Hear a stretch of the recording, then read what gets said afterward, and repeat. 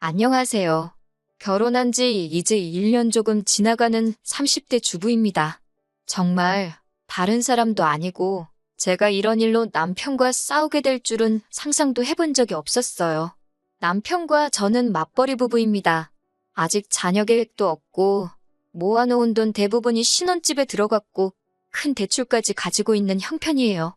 요즘 뉴스에서들 말하는 영끌족이라고 하면 이해가 빠를까 싶네요. 남편하고 시어머니 고집에 조금 무리해서 집을 구했습니다. 친정에서는 반대를 했어요. 아무리 맞벌이라지만 이자 부담까지 져가면서 살만한 집이냐고, 형편되는 집을 구하는 게 맞지 않냐고요. 저도 자가로 집을 소유하는 건 찬성했지만 무리해서까지 집을 사고 싶지는 않았어요. 그런데 시어머니께서 당신이 돈 얼마 보태신다고 하시며 시어머니가 봐놓은 시댁 근처에 있는 재건축 호재가 있다는 구축 아파트에 입주하게 되었어요. 그렇게 반반 결혼해 시어머니 앞으로 대출과 시어머니 돈 얼마 해서 집을 매매하게 되었습니다. 대출은 남편과 제가 같이 갚고 대출을 다 갚을 때쯤 명의를 공동명의로 돌리기로 했어요.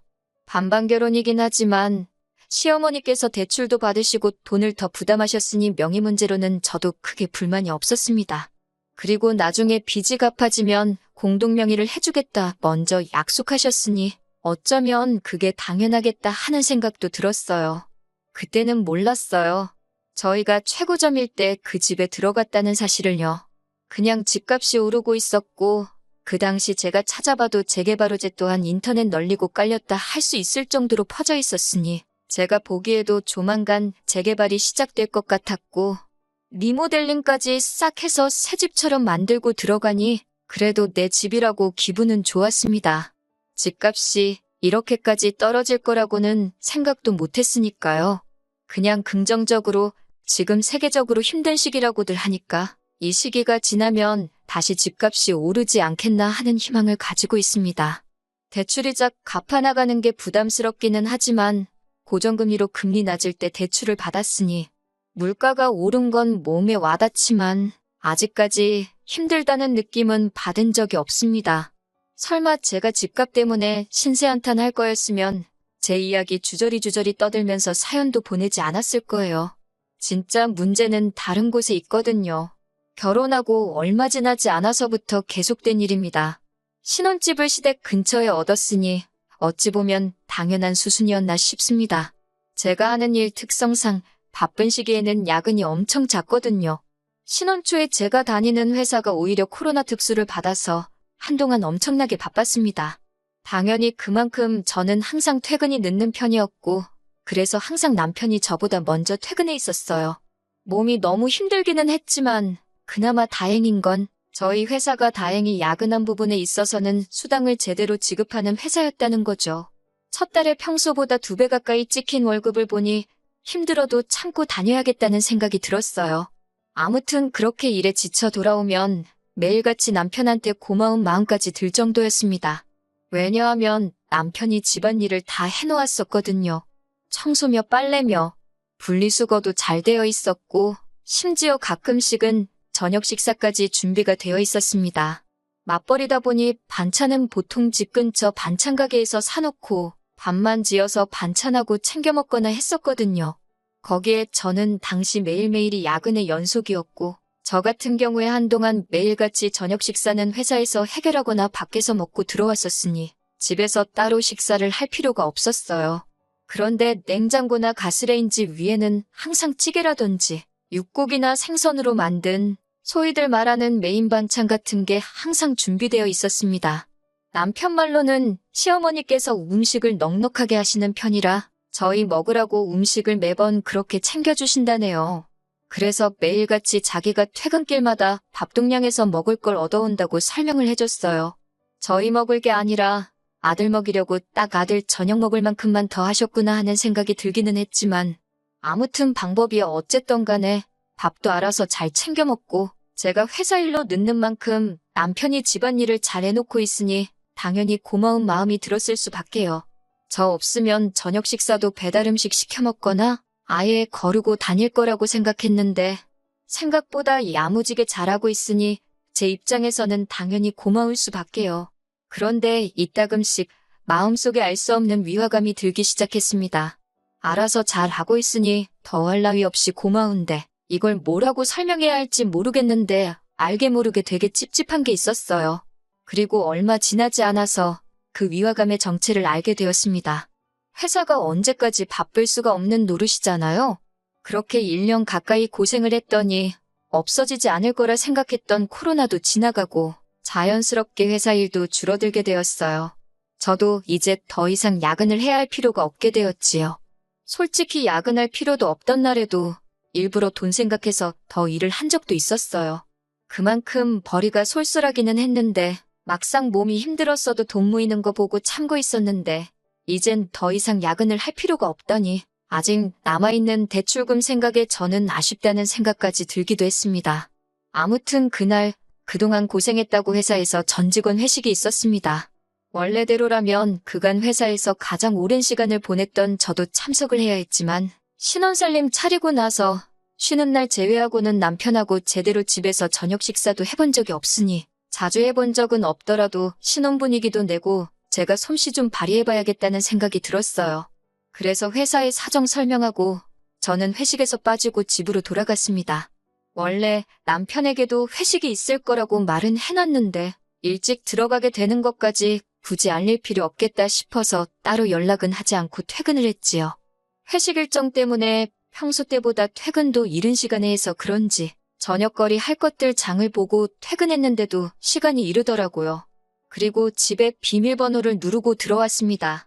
그런데 집안에 TV가 켜져 있고 음식을 한 냄새도 진동을 하더라고요.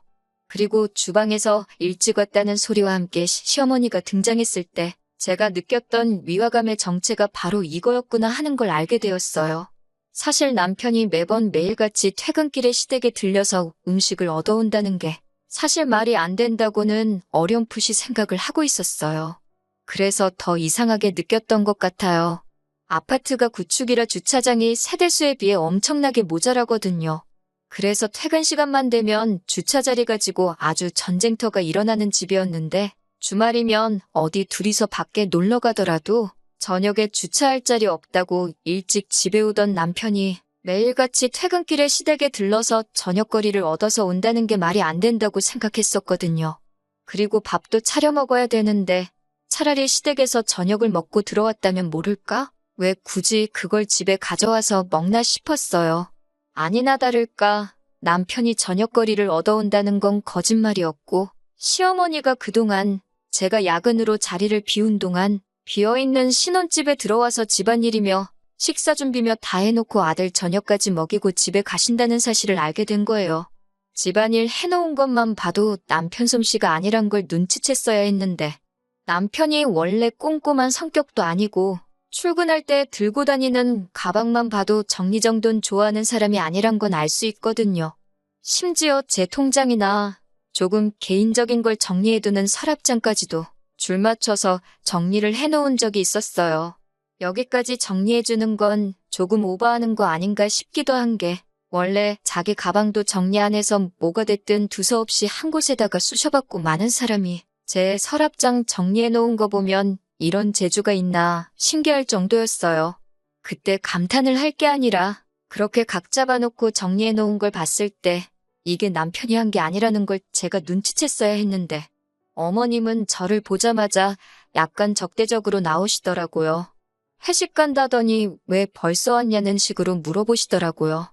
회식을 안 간 건 둘째치고 제가 일 끝마치고 다른 데 간 것도 아니고 퇴근하고 제 집에 온 건데 왜 벌써 왔냐는 식으로 추궁을 당하니 기분이 참 그렇더라고요. 회식 불참하고 일찍 퇴근했다고 하니 더 캐묻지는 않으셨는데 얼마 안 지난 것 같은데 둘만 있는 게 그렇게 불편할 수가 없더라고요. 다행스럽게도 남편이 곧 퇴근을 해서 집에 돌아왔습니다. 남편도 자기보다 먼저 집에 돌아와 있는 저를 보고 적잖이 당황을 하더라고요. 말까지 떨면서 어떻게 상황을 정리해보려 하더라고요. 그리고 그동안 남편이 일에 지친 저를 위해서 불편을 감수하면서까지 해왔다고 생각했던 일들이 사실 남편이 한 건 하나도 없고 전부 다 시어머니가 하신 거라는 사실을 알게 되었어요. 설마 아닐 거라고 생각했던 게 현실이었다는 걸 알게 되니 머리가 띵하더라고요.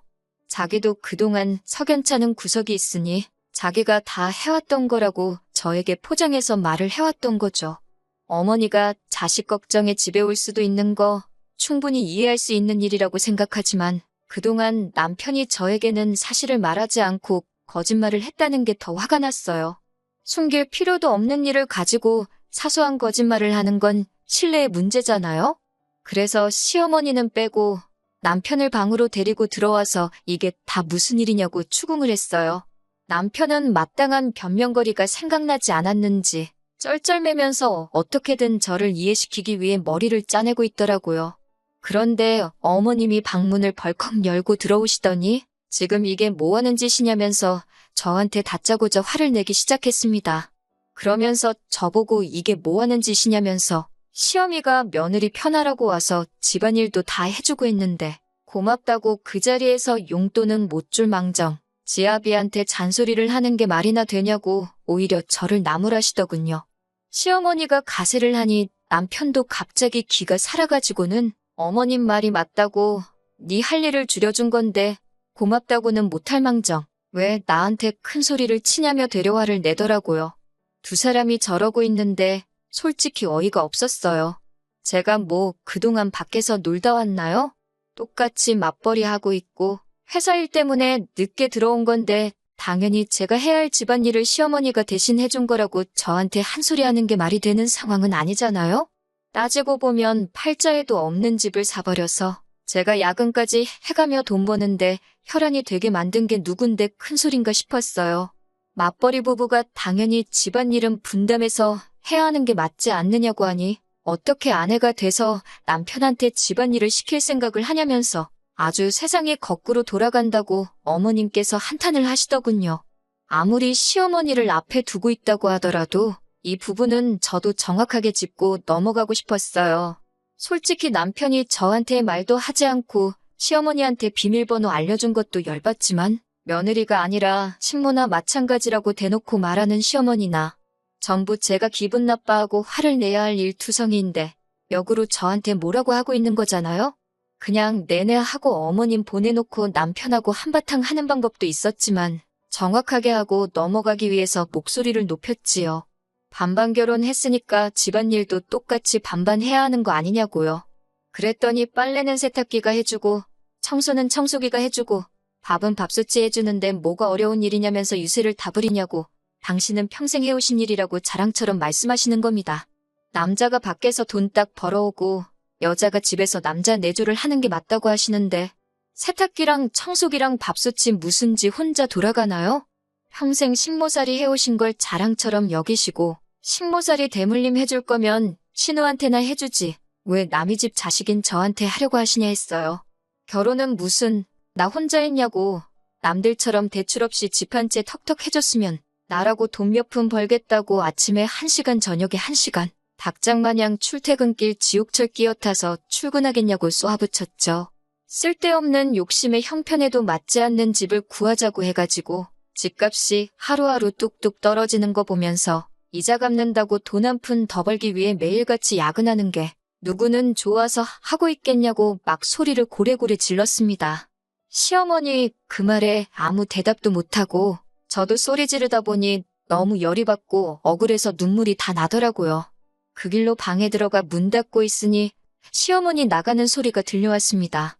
그리고 얼마 안 있어서 남편이 쭈뼛쭈뼛 방에 들어와서 저한테 미안하다고 사과하고 여기까지만 들으면 제가 시자짓 하는 시어머니를 한 방 먹인 거나 마찬가지겠죠. 그런데 역시나 시어머니가 괜히 시어머니가 아니시네요. 저한테 속수무책으로 당하신 시어머니가 분했는지 다음날 아주 커다란 칼을 갈고 돌아오셨습니다. 퇴근하고 왔더니 남편은 월차를 낸 건지 저보다 먼저 퇴근해 있었고 현관문 앞에 커다란 여행 가방이 하나 놓여 있었어요. 그리고 여행 가방의 주인인 시어머니는 저랑 남편이 서재로 쓰려고 꾸며놓은 방에 짐을 다 빼고 계시더군요. 남편은 자기 엄마 도와서 지네 엄마 누울 자리를 만들어주고 있었고요. 저한테 상의도 없이 이게 또 뭐 하시는 거냐고 곧바로 따져 물었습니다. 시어머니가 보면 모르겠냐고 하면서 당신 여기서 머물고 지낼 방을 만든다고 하시더라고요. 우리 집에 어머님 방이 왜 필요하냐 했더니 어머님이 이 집에 내 돈이 얼마나 들어가 있는지나 아느냐고 대번에 뭐라고 한마디 하시더군요. 이 집에 내 돈이 제일 많이 들어갔지 않았느냐고. 대부분이 어머님 앞으로 되어 있는 대출이기는 했지만 지분이 가장 많으니 내 집이나 마찬가지라고 우기는 거였어요. 그리고 이제는 10월드 갑질도 모자라서 돈으로 갑질을 시작하신 겁니다. 자기 말대로 안 하면 당장 이 집에 묶인 돈을 빼버리겠다고요.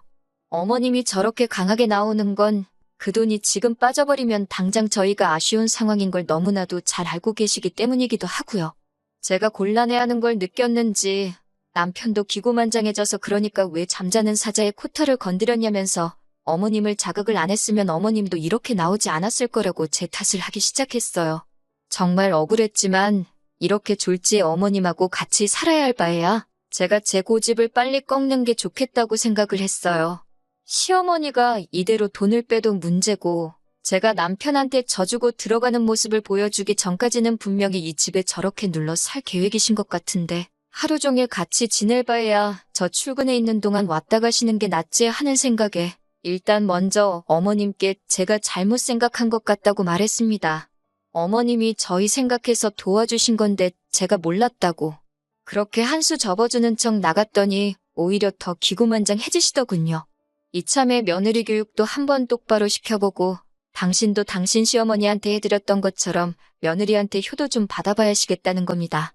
그러면서 앞으로 맞벌이하는 동안 간단한 집안일은 당신이 여태 해줬던 것처럼 도와주겠지만 자기도 낮에 고생한 만큼 저한테 매일같이 저녁상은 얻어먹고 가야겠으니 그렇게 알고 내일부터는 퇴근길에 저녁상 차릴 걸 장을 봐가지고 들어오라고 하시더군요. 정말 이 상황이 너무너무 싫으네요. 불행 중 다행인지 회사에 일이 생겨서 다시 야근을 하고 있는 실정이기는 한데 2주면 끝날 일이에요. 2주 뒤엔 팔자에도 없던 시어머니 수발을 들며 지낼 생각을 하니 아주 고민이 이만저만이 아닙니다. 남편 말 맞다나 대신 집안일 해주는 거였는데 제가 가만히만 있었으면 이런 일도 없었을 텐데 괜히 일을 키운 제 잘못인가 싶기도 하고. 그렇다고 어머님이 이 집이 내 집이나 마찬가지라고 제가 없는 빈집에 들어와서 제 물건을 뒤적뒤적거리는 걸 아는데도 모르는 척 하고 있으면 그건 그것대로 스트레스가 아닐까 싶고 야근하면서 좋은 해결 방법이 없나 생각해보는데 뾰족한 수가 떠오르지를 않네요. 그냥 갑자기 회사가 잘 돼서 잠잠해질 때까지 계속 야근만 시켰으면 좋겠을 따름입니다. 안녕하세요. 후기 및 최근 근황을 전해드립니다. 2주 정도는 회사 일로 피신해 있을 수 있을 줄 알았는데 예정보다 회사 일이 빨리 끝나서 말이에요. 그런데 도무지 집에 돌아가기가 싫더라고요.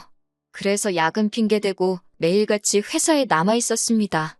그런데 아무리 생각해도 그 상황이 너무나 억울했던 거예요. 그런데 제 기분을 읽으셨는지 친정어머니한테서 전화가 왔어요. 한동안 제가 그런 일도 있고 해서 연락이 뜸했었거든요. 그리고 저도 모르게 현재 상황을 다 털어놓게 돼버렸네요. 괜히 걱정 끼쳐드리고 싶지 않아서 저 혼자 품고 가려고 했는데 친정 부모님은 제 말에 그런 말도 안 되는 게 어디 있냐고 분개하셨습니다.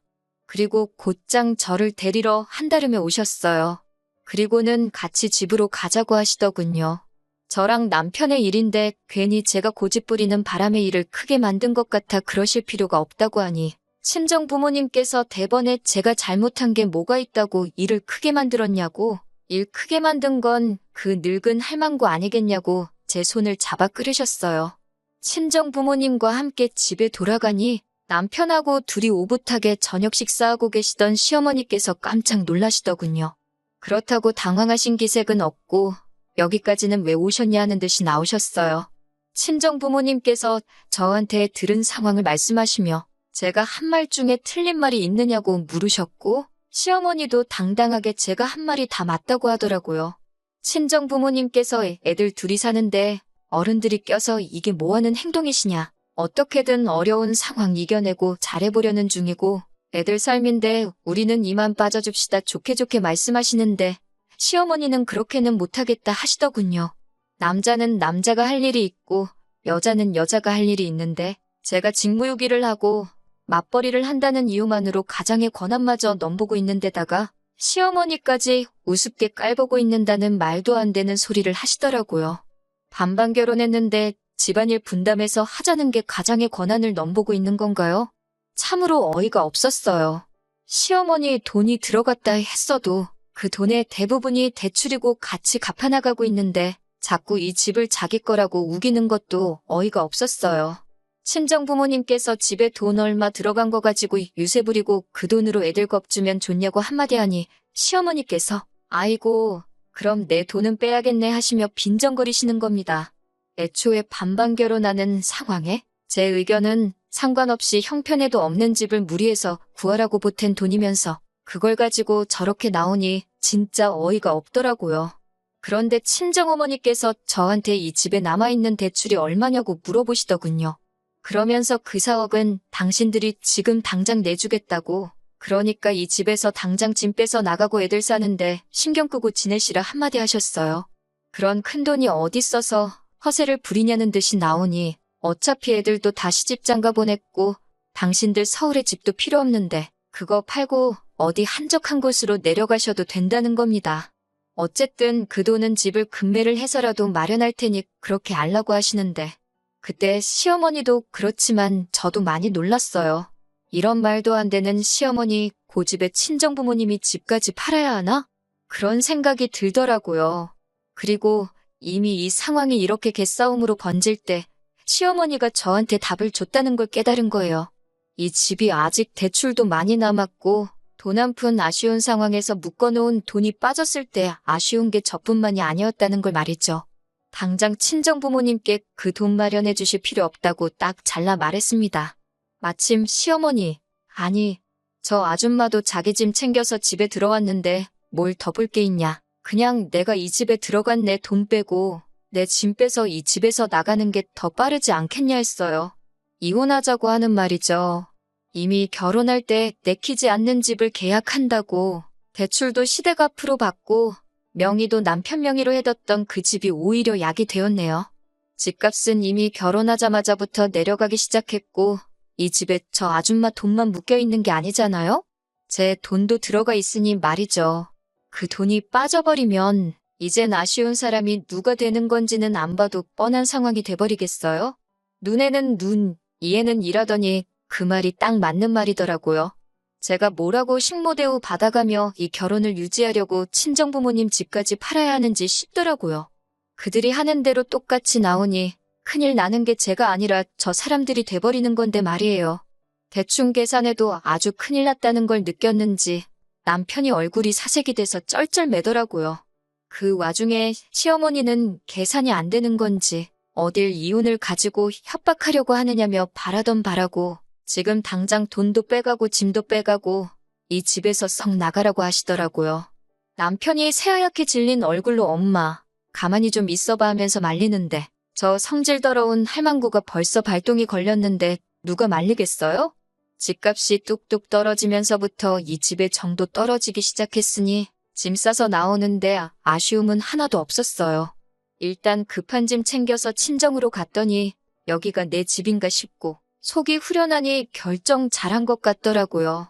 이미 이 상황에 남편이니 시어머니니 잘못했다고 내 바짓가랑이를 잡고 울어도 제 마음 바뀔 일이 없을 거라는 확신이 생겼어요. 아니나 다를까 시어머니도 남편 설명 듣고 계산기를 두드려 봤는지 자기가 아들 밥 굶고 다니고 하는 마음에 잠깐 정신이 어떻게 되었나 보다고 하면서 미안하다고 자기 짐은 벌써 뺐다고 하시면서 돌아오라고 하시는데 이미 제 마음이 굳을대로 굳어버렸는데 이제 와서 물러나면 뭐가 바뀌겠냐고 말하고 전화 끊어버렸습니다. 화를 내고 싶은데 화도 못 내고 쩔쩔매는 꼴을 보니까 어찌나 후련하던지. 시어머니는 저한테 고마워해야 할 거예요. 그렇게 하고 싶어하던 아들 뒷바라지 제가 다시 할 수 있게 만들어드린 거나 마찬가지잖아요. 남편 외버리면 그 집에 대출이자까지 해서 앞으로 못해도 20년은 죽어라고 그 집에서 아들 밥 챙겨주고 빨래해주고 청소해주고 하면서 지내야 할 텐데 그 정도면 제가 거의 소원 성취해드린 거나 마찬가지 아닐까 싶네요. 고마워하라고 한 행동은 아니니까 그냥 남은 그 긴 세월 동안 내가 왜 그랬지? 하는 후회 속에 살아갔으면 싶네요. 이렇게 쉬운 걸 가지고 골머리를 썩었다니 저도 아직 한참 멀었나 봅니다.